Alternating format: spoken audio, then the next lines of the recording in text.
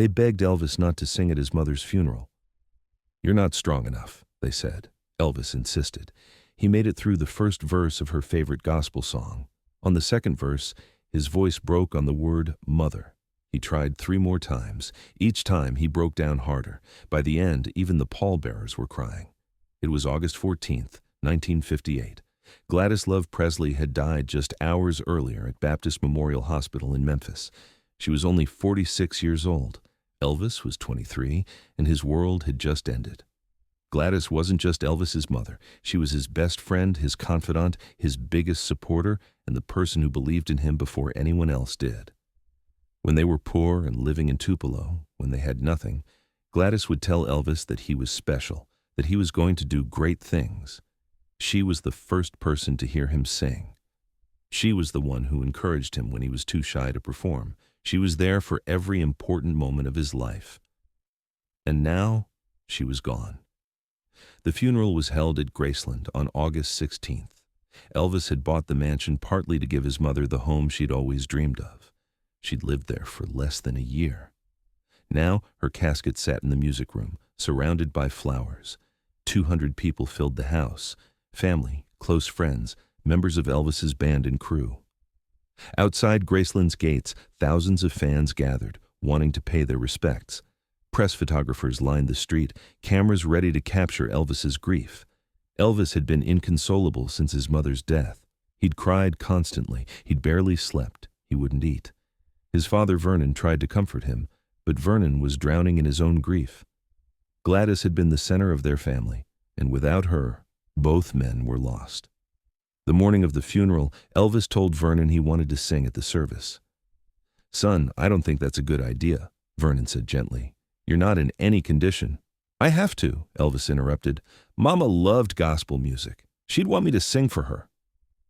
His grandmother, Minnie Mae Presley, who was staying at Graceland to help with arrangements, overheard the conversation. She came into the room and took Elvis's hand. "Elvis, honey, nobody expects you to sing. You're grieving. You don't have to be strong right now." "I'm singing," Elvis said firmly. "It's the last thing I can do for her." The funeral service began at 2 o'clock in the afternoon. Reverend James Hamill, who'd known the Presley family for years, led the service. He spoke about Gladys's kindness, her devotion to her family, her simple faith. Elvis sat in the front row between his father and his grandmother. He stared at his mother's casket, barely hearing the Reverend's words. His face was pale, his eyes were red from crying, and his hands were shaking. Several gospel singers performed hymns that Gladys had loved. Their voices filled the music room with the sound of spiritual comfort and hope. Elvis listened, tears streaming down his face, occasionally reaching up to wipe them away. Then Reverend Hamill said, "Elvis has asked if he might sing his mother's favorite song for us." A murmur went through the room. People looked at each other, concerned. They'd all seen how devastated Elvis was. Many of them doubted he'd be able to get through it. Vernon leaned over and whispered, "Son, you don't have to do this." Elvis stood up without responding. He walked slowly to the front of the room, near his mother's casket. For a long moment, he just stood there, looking down at the closed coffin, one hand resting on the polished wood. When he spoke, his voice was barely above a whisper. "This was Mama's favorite song. She used to sing it to me when I was little. I want to sing it for her now." The room was completely silent. 200 people barely breathing, watching Elvis struggle to compose himself. He closed his eyes and began to sing, "Precious Lord, Take My Hand." His voice, that instrument that had made him famous, that had sold millions of records, that could command stadiums full of screaming fans, that voice was thin and fragile now.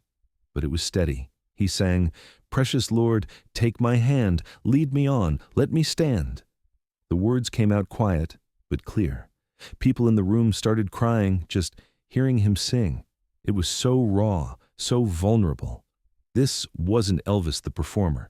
This was Elvis the son, singing to his mother one last time. He continued, "I am tired, I am weak, I am worn." His voice wavered slightly on worn, but he pushed through. He was doing it. He was actually going to make it through the song. Then came the second verse, "Through the storm, through the night, lead me on to the light." He sang, "Lead me on," and his voice was still holding. But then he got to the next line. Take my hand, precious Lord. He paused, took a breath, and sang, Lead me. His voice cracked, not a little break. It shattered completely. The sound that came out was part word, part sob. Elvis stopped. He stood there, mouth still open, trying to continue. Nothing came out. He closed his eyes, gathered himself, and tried again. Lead me home. His voice broke again, even worse this time, and this time he couldn't stop the tears. They came fast and hard, his whole body shaking with the force of his sobbing. But Elvis wouldn't give up. He was determined to finish this song for his mother. He wiped his eyes, took several deep breaths, and tried a third time. Take my... He couldn't even finish the first word. His voice cracked immediately, and he bent forward, one hand still on the casket, crying so hard he could barely stand. Reverend Hamill started to move toward him, but Elvis held up his other hand, stopping him. He was going to try again. Fourth attempt. He opened his mouth.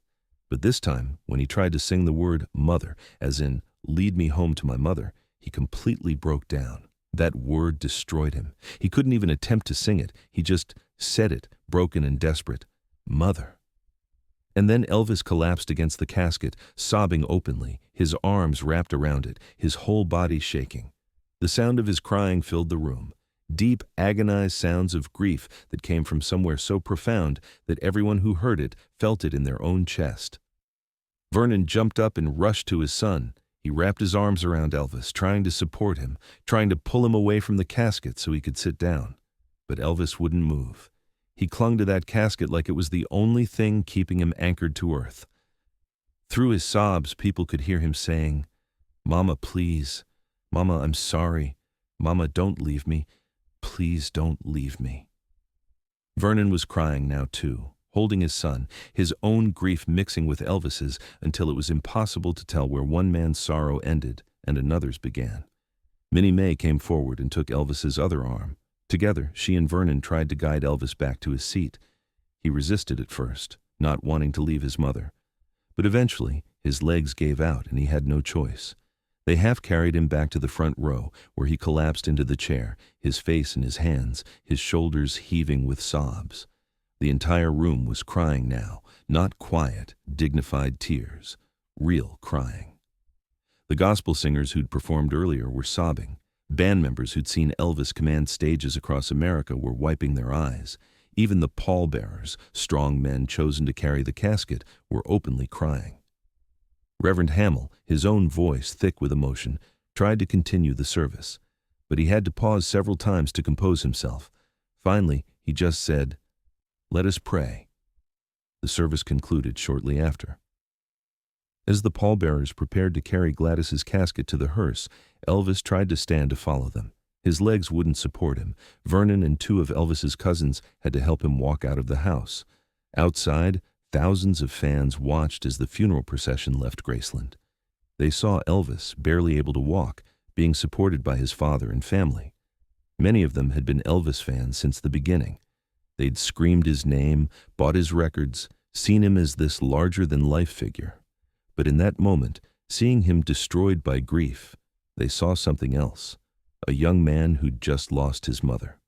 At Forest Hill Cemetery, Elvis tried again to be strong. He stood at the graveside, listening to the final prayers. But when they began lowering the casket into the ground, he broke down again. He lunged forward, trying to stop them, crying, Wait, please wait, I'm not ready. His father and cousins held him back, held him up as his mother disappeared into the earth. Elvis fought against them for a moment, reaching toward the grave, before his strength gave out completely and he collapsed into their arms. The cemetery workers, accustomed to grief but shaken by the intensity of Elvis's reaction, paused briefly. But the ceremony had to continue. As the casket settled into the ground, Elvis's cries echoed across the cemetery.